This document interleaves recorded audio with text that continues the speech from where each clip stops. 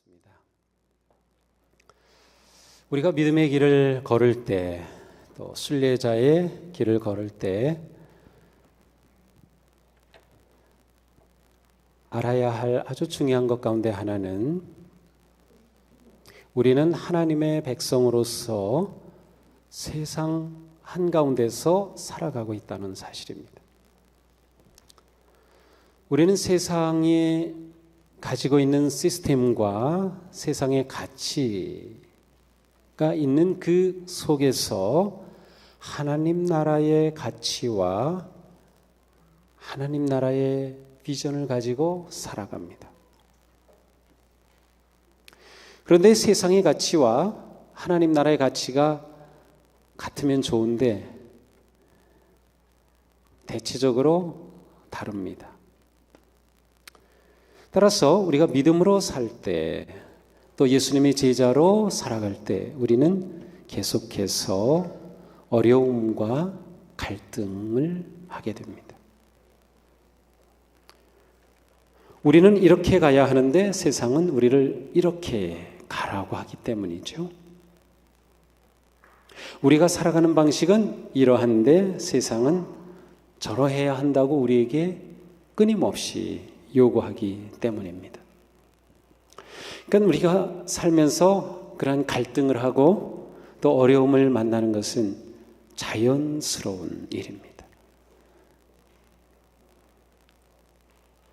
그럼에도 불구하고 우리는 그 상황에서 하나님 나라의 백성으로 또 예수님의 제자로서 당당하고 바르게 살아갈 수 있어야 합니다. 오늘 말씀은 바로 하나님 나라에 관한 말씀이에요. 예수님이 이렇게 시작하시죠. 천국은 마치 품꾼을 얻어 포도원에 들여보내려고 이른 아침에 나간 집주인과 같으니, 천국은 집주인과 같으니, 오늘 이야기는 천국에 관한 비유입니다. 예수님께서 천국은 어떠한 곳인지, 우리가 살아야 할 하나님의 나라는 어떤 나라인지를 이 비유를 통해서 보여주십니다. 천국은 예수님이 처음 외치신 말씀이기도 합니다. 회개하라, 천국이 가까이 왔느니라.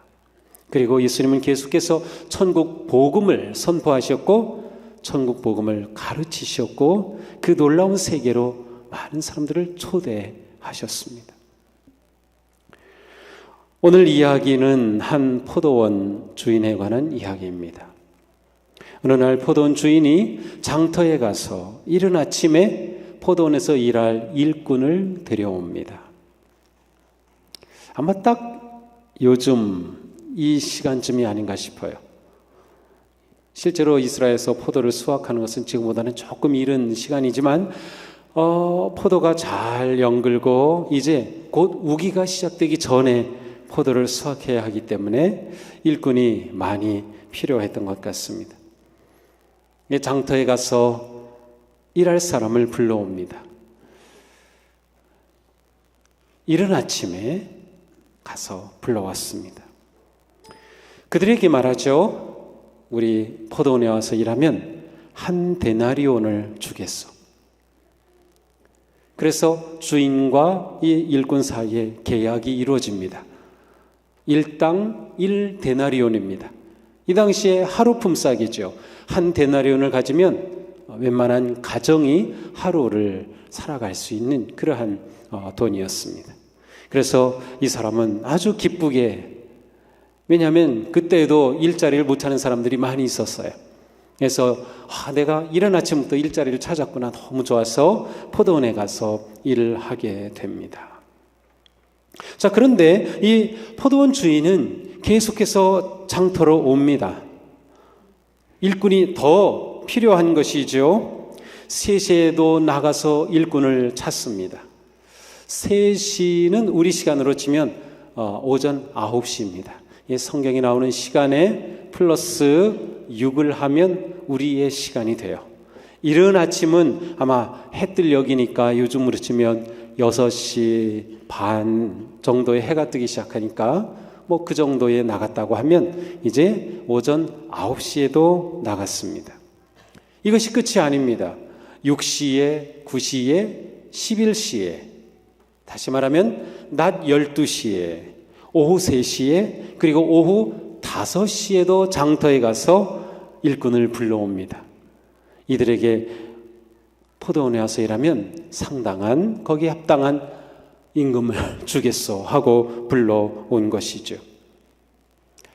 그런데 7절에 가서 보니까 장터에서 놀고 있는 사람들에게 왜 여기서 놀고 있느냐 이렇게 묻죠. 그러자 그들이 대답합니다. 우리를 품꾼으로 쓰는 이가 없나이다. 이 사람들이 계속 일자리를 찾고 있는데 자기들을 데려가지 않은 거예요.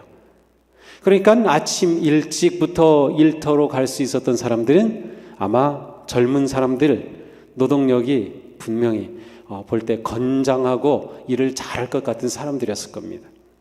반면에 나이가 들고 좀 약해 보이고 하는 사람들은 일하러 못 간 거죠. 그러니까 이 주인이 늦은 시간에 올수록 거기에 계속 남아있는 사람들은 이렇게 노동시장에 가기에는 뭔가 부족한 사람들이었음을 알 수 있습니다. 오늘 이야기에는 주인이 있는가 하면 포도원에 청지기도 있어요. 청지기는 매니저라고 할 수 있는데 보통 매니저가 하는 일은 사람을 구하고 데려다가 일을 하게 하고 감독하고 또 일이 끝나면 품삯을 주는 일을 이 매니저가 했어요.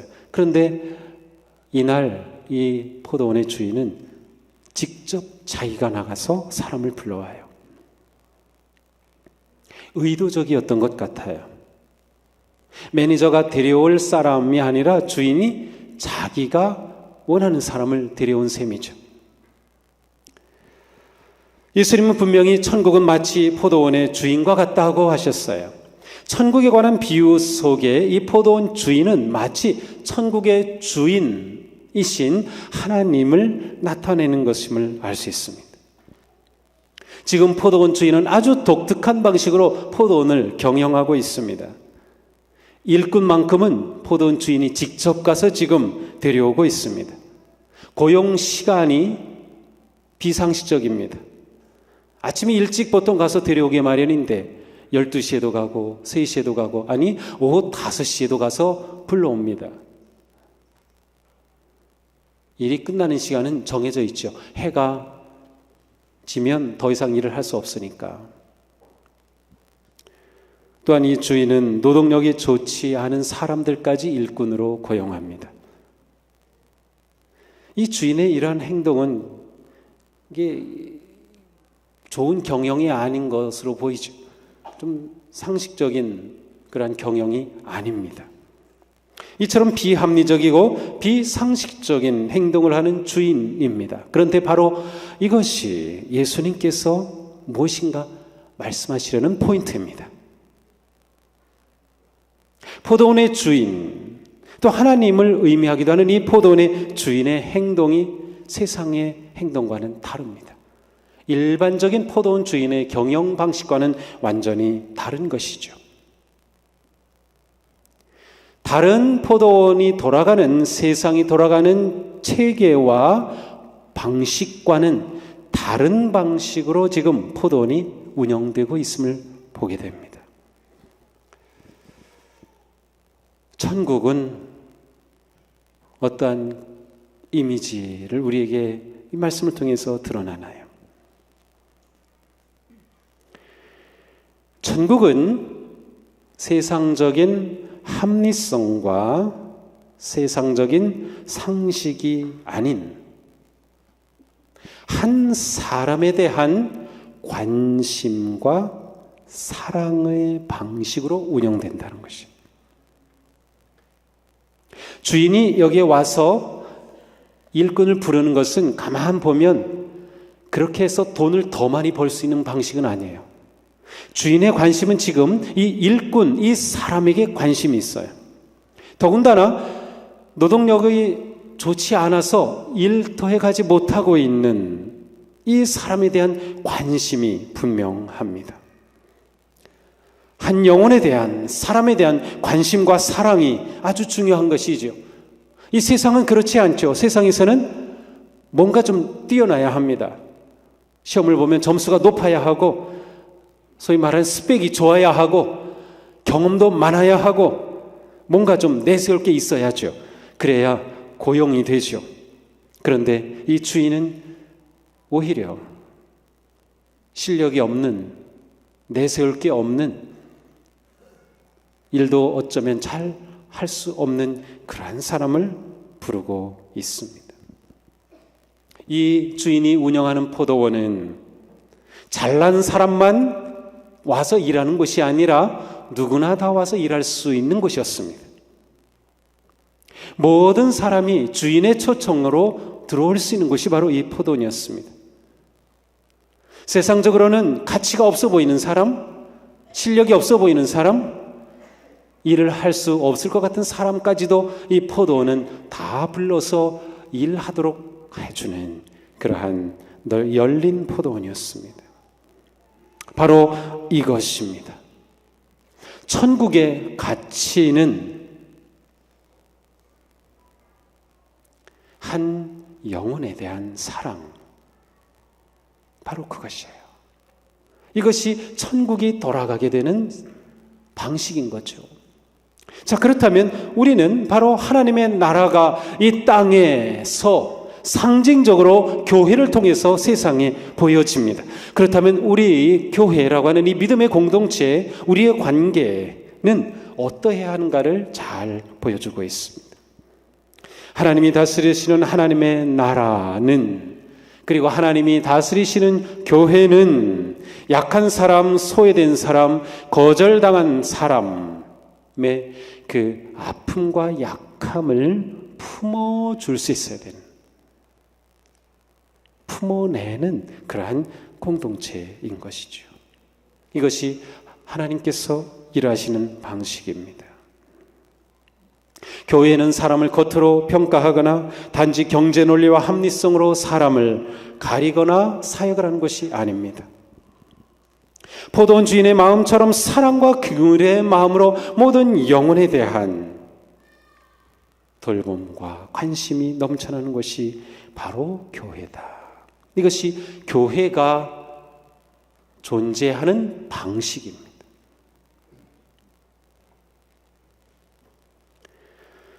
우리는 계속해서 하나님의 방식을 배우고 적용하는 삶을 살아가고 있어요. 제자 훈련이 무엇인가요?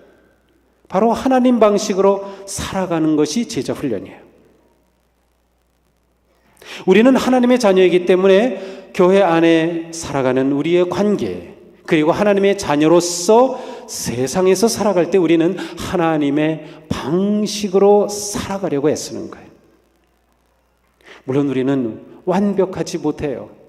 그럼에도 불구하고 우리는 계속해서 하나님의 방식을 내 삶에 적용하는 것입니다. 내가 가정에서, 직장에서, 사업장에서, 학교에서, 내가 살아가는 그 삶의 자리에서 세상의 가치와 방식을 거부하고 하나님의 방식을 적용하려고 하는 거예요. 우리에게 이 훈련, 이 헌신이 있어야 돼. 그게 진정한 제자입니다. 한국의 제자 훈련이 아주 유명했지만 대체적으로 제자 훈련이 실패라고 말하기도 합니다. 그 이유는 제자 훈련이 머리로만 되었기 때문에 그래요. 하나님의 방식을 삶에 적용하고 살아내는 훈련이 되지 않았기 때문에 우리가 이것을 깊이 반성해야 합니다. 말씀을 들어요. 말씀을 공부해요. 암송도 하고 잘해요. 그런데 하나님의 방식이 삶에 적용되어지지 않는다면 진정한 제자로 훈련되지 못하는 거예요. 하나님의 나라는, 하나님의 다스리시는 나라는 세상의 방식과 다르다. 이제 날이 저물자 주인은 청지기에게 일한 사람들에게 임금을 주라고 합니다. 신명기 24장에 보면 이렇게 매일매일 노동하며 살아가는 사람들에게 고용한 사람은 반드시 그날 품삯은 그날 주게 되어 있습니다. 이것이 율법입니다. 가난한 노동자에게 임금 체불하는 것은 하나님의 법을 어기는 거였어요. 그날 임금 그날 반드시 줘야 했어요. 왜냐하면 그 사람은 그걸 받아야 가족이 그날 살기 때문이죠. 포도원에서 일한 사람들에게 임금을 줍니다. 맨 마지막에 온 사람은 11시, 오후 5시에 왔습니다. 오후 5시에 온 이 사람은 몇 시간 일했는가 하면 1시간 일했어요. 오후 6시쯤에 해가 넘어가는 거죠. 요즘 해 지는 시간이 몇 시쯤이죠? 오늘 해 지는 시간은 인천은 오후 6시 19분입니다. 지금쯤이에요. 그러니까 해가 어두워지면 더 이상 일을 못하니까 일을 멈추고 임금을 주게 되어 있죠. 자, 맨 마지막 온 사람부터 임금을 줍니다. 1시간이라는 사람이 손을 내밉니다. 이 사람 손에 얼마가 쥐어졌을까요? 1데나리온이 주어졌어요. 1데나리온, 앞에서 한번 나왔죠. 맨 처음 이른 아침에 가서 고용했을 때 그 사람과 약속한 임금이 1데나리온이었어요. 그런데 이 사람은 와서 1시간 일했는데 똑같이 1데나리온을 받은 거죠. 먼저 왔던 사람들이 지켜보고 있어요. 야, 1시간 일했는데 1데나리온이야. 나는 맨 처음에 와서 8시간 일했으니까 야, 나는 그래도 8데나리온? 아니 적어도 5데나리온은 받지 않을까? 뭐 그러한 기대하는 마음을 가졌겠죠. 그런데 그 다음 차례대로 임금을 주는데 모두 똑같이 1데나리온이었습니다.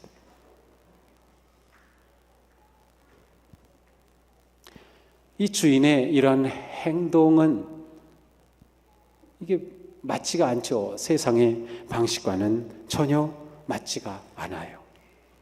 그렇게 포도원을 경영해서 어떻게 이윤을 남기겠습니까? 그러나 이 주인은 모든 노동자에게 똑같은 임금을 지불했습니다. 자, 이렇게 되니까 어디에서 문제가 일어날까요? 맨 처음 왔던 사람, 일찍 왔던 사람들이 화가 나기 시작합니다. 아니, 어떻게 우리와 저 사람을 똑같이 대우하십니까? 그렇게 주인에게 따집니다. 주인에게 원망하죠.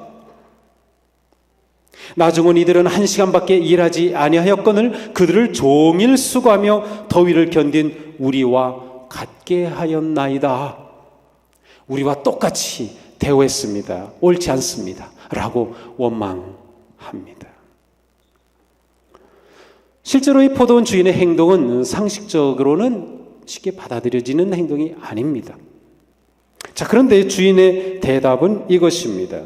친구여, 내가 네게 잘못한 것이 없노라. 네가 나와 1데나리온의 약속을 하지 아니하였느냐? 그렇죠? 이 주인은 맨 처음 부른 사람에게 오늘 와서 일하면 1데나리온 주겠소라고 약속했어요. 그리고 일을 다 한 다음에 약속한 대로 1데나리온을 주었을 뿐이에요. 그런데 이 사람이 주인에게 원망하는 거죠. 맨 처음 왔던 이 사람의 원망이 합당한가요? 아닌가요? 이 주인의 행동이 합당한가요? 아닌가요? 아마 입장에 따라 다를 겁니다. 내가 처음 온 사람이라면 주인이 합당하지 않게 느껴질 겁니다. 만약에 맨 마지막 온 사람이 바로 나였다면 주인이 너무도 고마울 것입니다. 법적으로 이 주인은 아무 잘못이 없습니다. 약속한 임금을 그대로 주었을 뿐이에요. 이러한 이상한 주인의 행동, 바로 그것이 예수님께서 이 이야기를 들려준 또 하나의 중요한 포인트입니다. 이 이야기에서 초점은 가장 늦게 온 1시간밖에 일하지 않은 그 사람에게도 동일하게 한 데나리온이 주어졌다는 거예요.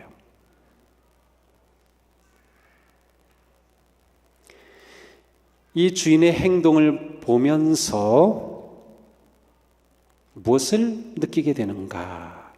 그것은 이 주인은 정말 너그럽고 은혜로운 분이라는 거예요. 이 주인은 너그럽고 은혜로운 분이다. 이 주인이 잘못한 것은 하나도 없어요. 천국은 어떠한 방식으로 사는 것일까요? 그것은 내가 얼마나 이루었는지 업적, 내가 성취한 것 가지고 평가받고 살아가는 것이 아니고 오직 하나님의 은혜로 사는 것이에요. 오직 하나님의 은혜로서 하나님의 나라는 이어집니다. 너무나도 중요한 일이죠. 세상은 사람의 공로와 업적을 가지고 평가합니다. 아주 매몰차죠. 이것은 세상의 방식입니다. 그러나 하나님의 방식은 공로와 업적이 아니라 하나님의 은혜로 굴러가는 것입니다. 하나님의 은혜로 이어지는 것입니다. 인간의 공로와 업적이 아니라 오직 하나님의 은혜만이 일하고 역사하는 것이 하나님의 나라, 바로 교회의 믿음의 공동체인 것이죠. 물론 그렇다고 이 말씀을 잘못 적용하면 안 돼요. 오늘 말씀 들었는데 이렇게 해야 된다. 그래가지고 또 회사 운영하시는 분들 가서 그렇게 뭐 이런 식으로 하면은 회사 절대로 안 됩니다.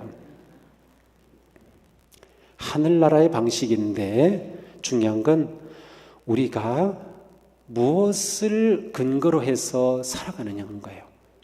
하나님의 은혜인가 아니면 내가 무엇을 이루는 업적인가라는 것입니다.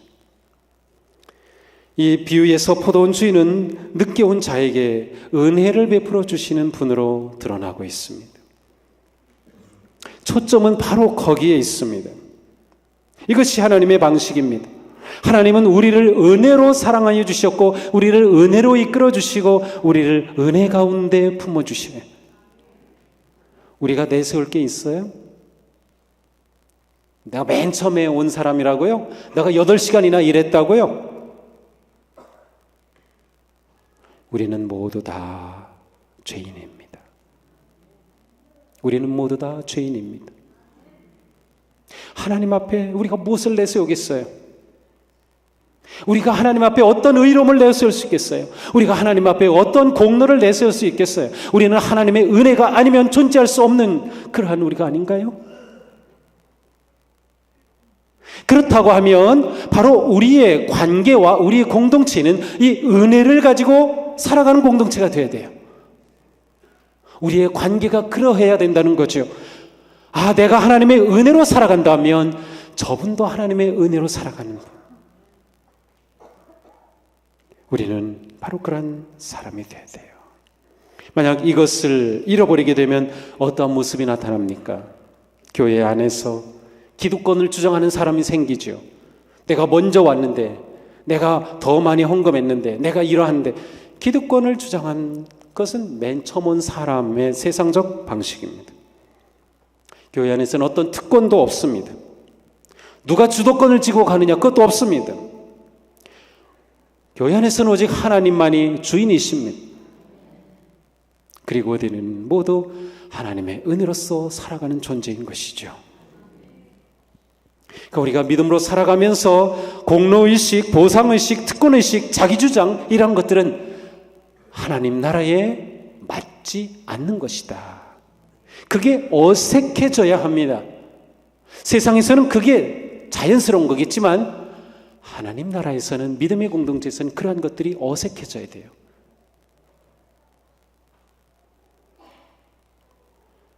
하나님은 우리 모두를 그렇게 은혜로 품어주시기 때문이죠. 이 마태복음 20장은 바로 앞에 있는 19장과 연결되어 있습니다. 이 19장에 가서 보면 베드로가 예수님께 나와서 27절에 이렇게 말합니다. 보소서 우리가 모든 것을 버리고 주님을 따라 싸우는데 그런즉 우리가 무엇을 얻으리까? 주님, 우리가 모든 것 버리고 주님 따랐습니다. 아시잖아요. 우리 배도 버리고 그물도 버리고 가족도 다 내려놓고 주님만 따랐습니다. 자, 이제 저에게 무엇을 주시겠습니까? 이게 뭡니까? 내 공로의식이죠. 자기 주장이죠. 자기 업적을 말하고 있죠. 그리고 주님께 감히 대가를 요구합니다. 무엇을 주시겠습니까? 그때 주님이 이 비유를 말씀하신 거예요.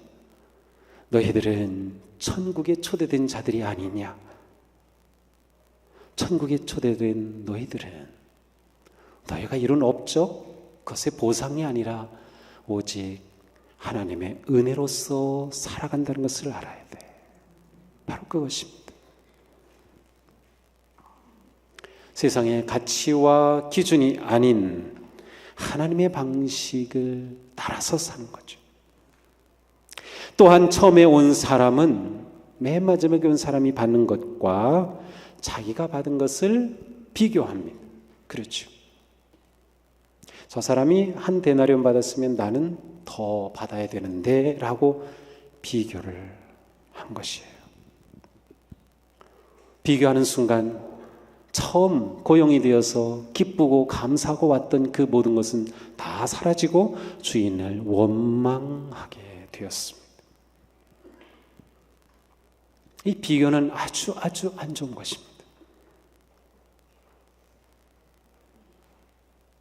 우리가 비교하기 시작하면 교만해지든지 원망하든지 둘 중에 하나입니다. 좋은 것은 전혀 없습니다. 그런데 놀라운 사실은 모두가 한 데나리온을 받았다는 것은 모두를 향한 하나님의 은혜는 비교할 수 없이 모두에게 다 소중하다는 거예요. 내가 하나님의 은혜를 더 많이 받았다. 그런 주장도 이상한 거예요. 왜냐하면 하나님은 모두에게 똑같은 은혜와 사랑을 주시기 때문에. 오늘 일부 예배 시간에 성찬을 하면서 빵을 나눠드리는데 다 똑같이 받았어요. 제가 우리 장로님은 너무도 수고하시니까 하고 빵을 더 크게 떼어드리고, 또 어떤 분은 당신은 요즘 예배도 잘 안 오고 그러니까 조그맣게 떼어드리고 그러지 않았어요. 은혜의 성찬은 누구에게나 다 똑같이. 물론 선호하는 게 좀 달라요. 어떤 분은 빵에 그 속에 있는 그거를 더 좋아하는 분이 있고요. 어떤 권사님은 저한테 와가지고 저는 속이 안 좋으니까 조금만 주셔야 돼요. 네, 조금만. 그래서 제가 그분한테는 조금 주려고 하는데 어느 날은 그걸 깜빡 잊고 똑같이 주면은 막 얼굴이 막 이러셔요. 참 성찬을 하면서도 하나님의 은혜가 우리에게 얼마나 동일하게 주어지는가 그걸 경험을 해요.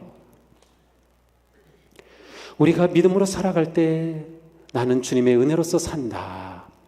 이것은 우리 모두에게 매우 중요한 겁니다. 이것을 잊어버리면 안 됩니다. 자, 처음 왔던 사람이 주인을 원망하죠. 그런데 이렇게 생각해 봤어요. 처음 왔던 사람은 아들이었어요. 건장하고 노동력이 좋으니까 첫 번에 딱 스카웃된 거죠. 그런데 맨 마지막에 온 사람은 이 아들의 아버지였어요. 그렇다면 처음 온 사람이 딱 보니까 아버지가 맨 늦게 와서 임금을 받는데 한 데나리온을 받아요. 그를 보고서 좋아했을까요? 싫어했을까요? 여기 싫어했다고 하는 사람은 그 문제가 있는 사람이에요. 당연히 좋지요. 아버지한테 저렇게 잘 해주는구나. 우리 주인이 아버지한테 저렇게 잘 해주는구나. 그런 마음 가지게 되면 아마 자기가 한 데나리온 받았어도 원망하지 않았을 거야. 나야 한 데나리온 받기로 하고 왔으니까 그렇게 받았는데 아버지는 저렇게 더 많이 받았구나. 생각이 달라지겠지요. 그것은 무엇을 말하나요? 이날 와서 일한 품꾼들은 각각 남으로 생각했어요. 그런데 주인은 이 사람들을 사실은 자녀처럼 받아들인 거죠. 우리가 함께 믿음의 생활하면서 서로를 진정한 형제 자매로 볼 수 있어야 돼요. 이게 교회 사랑의 가족 공동체. 그렇게 되면 우리의 삶의 방식이 달라집니다. 세상은 어떻습니까? 다른 사람의 행복과 성공은 나의 불행과 실패입니다. 다른 사람의 행복과 성공은 나의 불행과 실패입니다. 보세요. 세상은 그렇습니다. 지금은 세대 간의 갈등도 다 그렇죠.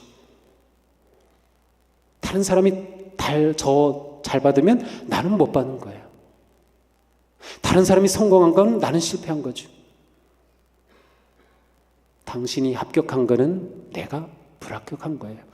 그런데 천국의 방식, 하나님의 방식은 다릅니다. 다른 사람의 행복과 성공은 나의 행복과 성공입니다. 가족이니까.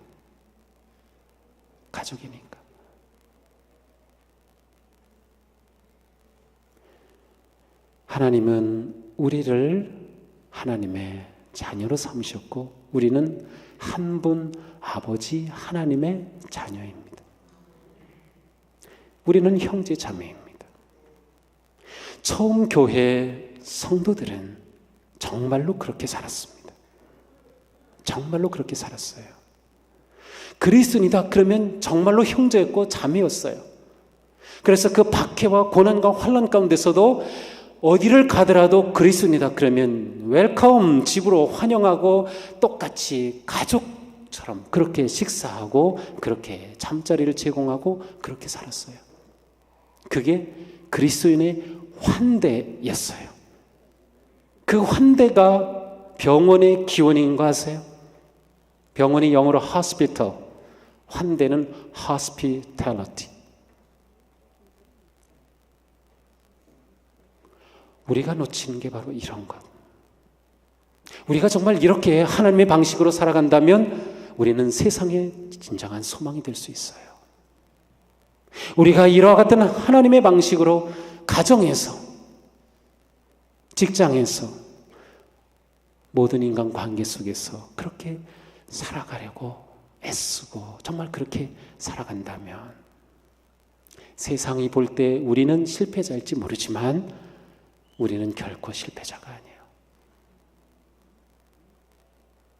그리고 우리는 서로가 있잖아요. 내가 성공하고 행복한 거, 잘 될 때 같이 똑같이 기뻐해 줄 사람이 있으세요? 아니 우리 교회에 있냐고요. 가족 말고 요즘은 가족도 하도 싸우니까 잘 모르지만 있으세요? 내가 슬프고 힘들 때 같이 슬퍼해주고 어려워해주고 기도해줄 사람 있으세요? 있어야 됩니다. 있어야 돼요. 그런데 이러한 일은 어디서 일어나냐면 소그룹에서 일어납니다.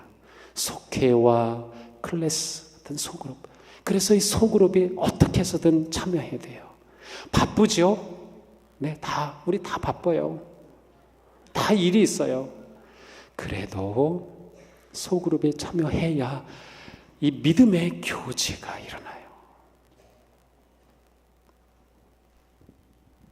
내가 힘들고 어려울 때 나를 위해서 기도해 줄 사람이 있다면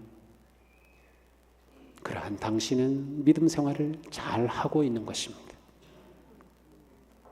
누군가 어려울 때 내가 그를 위해서 기도해 줄 수 있다면 당신은 믿음 생활을 잘 하고 있는 것입니다. 누가 잘 될 때, 성공할 때 때로는 내 자녀는 잘 안 되는데 다른 분의 자녀는 너무 잘 돼요. 그때도 그분을 정말로 축복해주고 함께 기뻐해 줄 수 있다면 당신은 진짜 제자입니다. 우리가 살아가는 방식은 이것입니다. 이것이 하나님의 방식이에요. 이러한 관계 속에서 우리가 신앙생활을 한다면 무엇이 두렵겠어요? 무엇이 염려겠어요? 돈 좀 못 버는 거 어떻겠어요? 좀 몸이 좀 아픈들 어떻겠어요? 우리는 천국을 살고 있는 건데 말이죠. 우리 삶에 하나님의 가치와 천국의 가치, 하나님의 방식이 정말 삶 속에서 구체적으로 일어날 수 있는 하나님의 거룩한 자녀들, 그리고 진정한 예수님의 제자로 한 주간 승리하며 살기를 주님의 이름으로 축복합니다. 기도하겠습니다. 하나님,